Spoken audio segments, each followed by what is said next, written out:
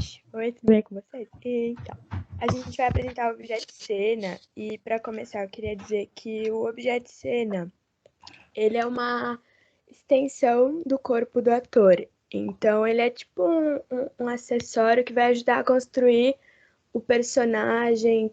Ele é todo objeto que a gente vai utilizar na cena para melhorar ela e a dinâmica dela.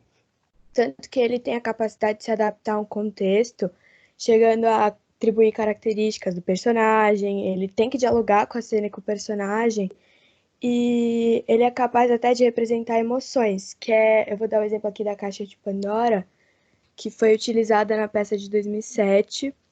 Eu não sei pronunciar o nome da peça, Marlene, perdão, mas basicamente a caixa foi utilizada Na Coicace? Oi? Na Coicace. O nome da peça, na Coicace. Isso, eu não sei falar, mas enfim. A caixa foi utilizada na peça no encerramento, que de dentro da caixa saiu a esperança, e essa emoção que saiu foi crucial para o fechamento da peça, para dar um outro significado também. Eu não sei se. Me corrija se eu estiver errada, viu, Marlene? Mas é isso. Bia, se quiser falar já. Eu vou falar um pouco sobre a história. Vocês estão me ouvindo bem? Baixo. Carol, tá baixinho. Se você puder falar mais alto, melhor. A história do objeto de cena. Bom, ele foi utilizado desde as primeiras representações teatrais, como muitas vezes parte do cenário ou algum objeto essencial de algum personagem. Mas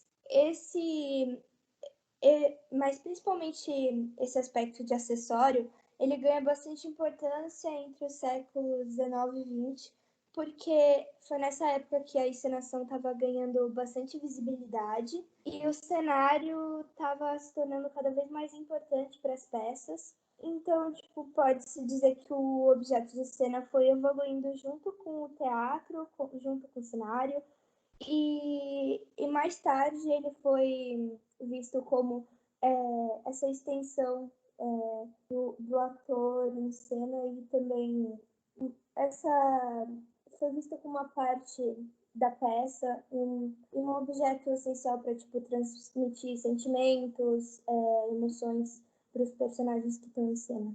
Então, é isso.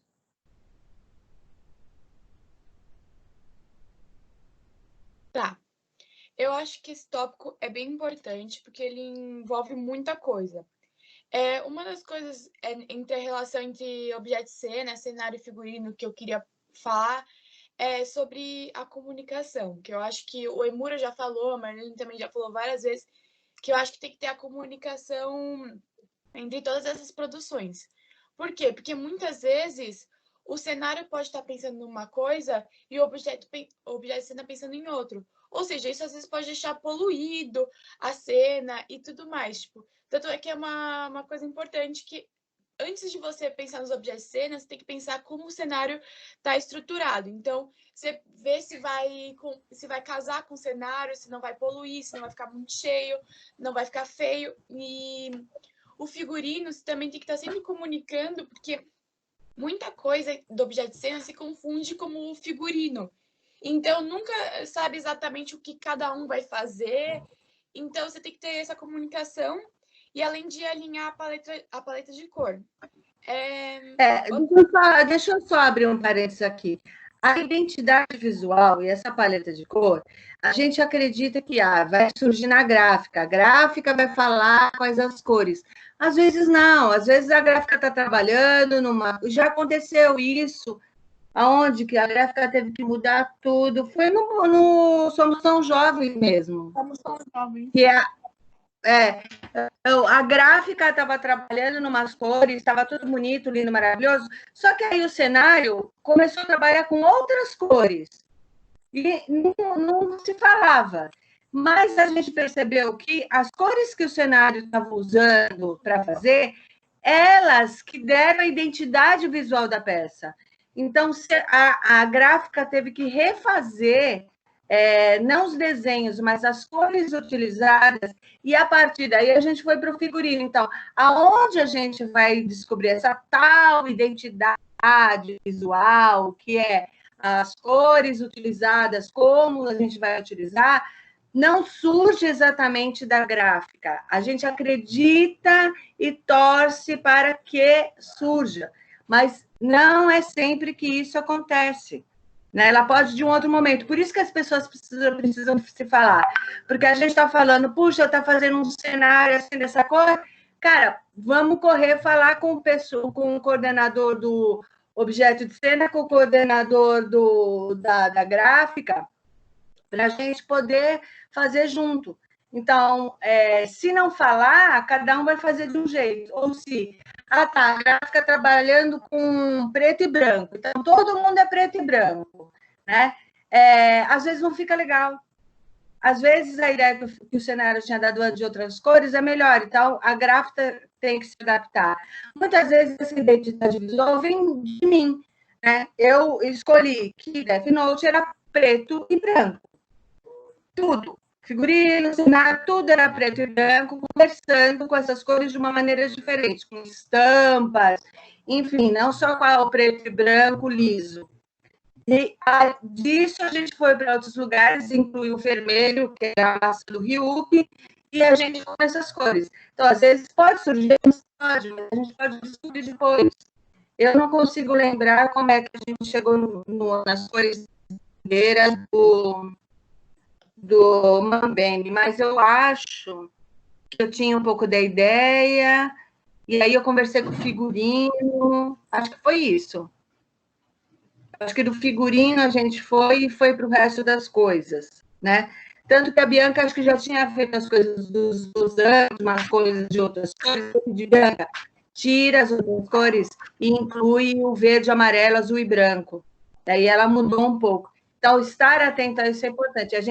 Isso é o que eu falei, parece muito óbvio e fácil agora. Só que há anos atrás a gente já se perdeu muito nisso, de perceber que nada conversava com nada, sabe? A gente já se perdeu muito. Então, o que é óbvio hoje não foi óbvio ontem. Pode ir, Bia. Tá.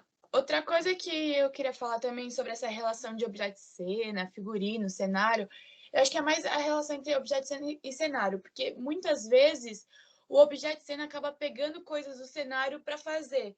Então, ou a ideia vem originalmente do cenário ou da Marlene, e a gente faz. Então, por exemplo, o ano passado, não sei se vocês se lembram, tinha o balcão do bar.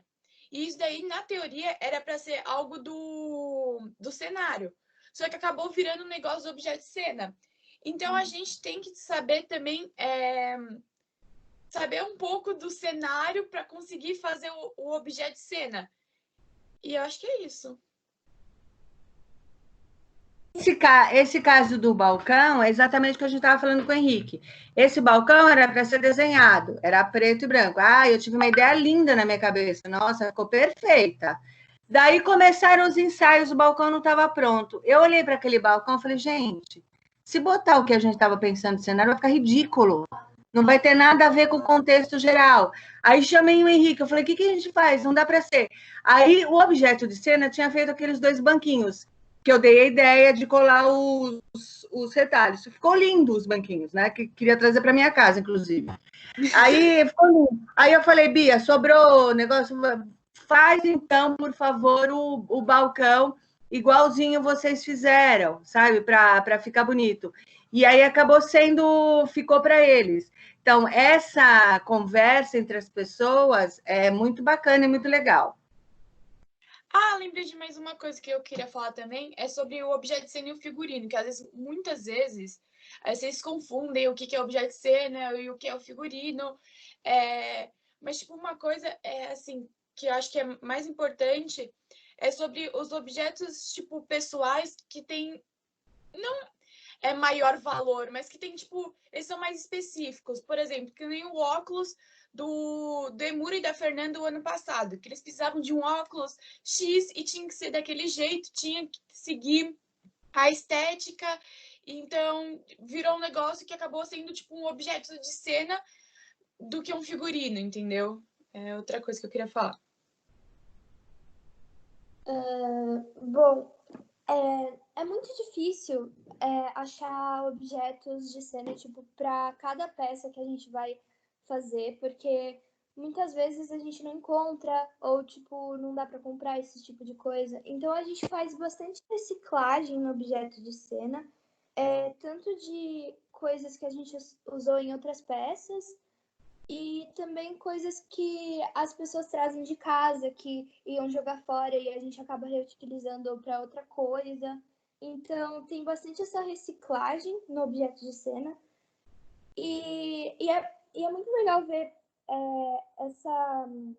essa diferença de função e de significado que cada coisa pode levar. Porque, tipo, um objeto específico pode ter uma função específica e a gente acaba transformando ele em outra coisa totalmente diferente. Então, tipo, é possível transformar os objetos e tal. E coisas que muitas vezes vocês acham que, nossa, isso deveria ir para o teatro, talvez eles consigam fazer alguma coisa. Não talvez para essa peça, mas talvez para uma próxima que vai vir. Tipo, tragam coisas que vocês acham que é importante ou que vocês acharam interessante, porque a gente consegue acabar reutilizando de um jeito ou de outro, né? Tanto no cenário, quanto no figurino, no objeto de cena, em algum lugar a gente acaba reutilizando, fazendo essa reciclagem de objetos. Então, é isso. Tá, aí eu vou... Um exemplo disso... Fala. Ah, tá, desculpa. Então, é que um exemplo disso, eu não sei se vocês vão lembrar, mas sabe aquelas máscaras do teatro que a gente encheu de retalho? Tipo, ninguém tava pensando que ia dar pra sair alguma coisa de lá e no final sai, entendeu? Sabe que nem como que a gente ia fazer o boneco do Pantaleão? Tipo, não vende boneco pronto grande pra comprar assim por um preço bom.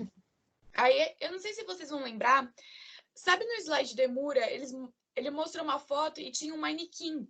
Nesse manequim, um manequim cheio de medalhazinha. Então, foi de lá que surgiu o boneco do Pantaleão. Foi a gente remontar ele, pegar uma cabeça de isopor que estava guardada lá no teatro e a gente remontou.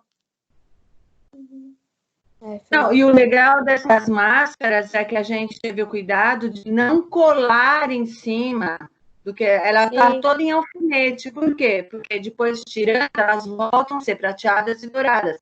Elas podem ser utilizadas em outras coisas. Então, às vezes, não tem jeito, tem que colar ou fazer, aquilo vai transformar de um jeito que não dá para voltar ao que era antes. Mas, se é uma coisa que a gente utiliza, pode utilizar em vários lugares, a gente pode reinventar a coisa sem estragar o que ela já é. Uhum. E também por causa disso, a gente acaba com essa reciclagem, a gente acaba não gastando tanto quanto os outros. Tipo, por exemplo, figurino, cenário, que, tipo, às vezes precisa de gastos maiores. Então, a gente consegue, com a reciclagem, não gastar tanto, assim, com objetos de cena. Sim. Tá, eu vou falar agora um pouco das regras, assim. Uma das funções do objeto de cena é que a gente tem que garantir todos os objetos que vão ser utilizados na peça. Então, durante os ensaios, assim, a gente vai estar anotando quais cenas vão estar precisando de determinados objetos. Aí depois a gente vai conversar com os atores para ver se eles mesmos não conseguem arranjar seus próprios objetos e também verificar lá no contra-regra para ver se não tem nada que a gente possa usar. A gente tem que planejar bem e organizar os lugares onde a gente vai guardar os objetos. Tem que pegar caixa, gaveta, e essas caixas e gavetas que a gente vai pegar, né, a gente tem que nomear com o nome da peça, o ano, para ficar bem identificado para que ela serve e tal.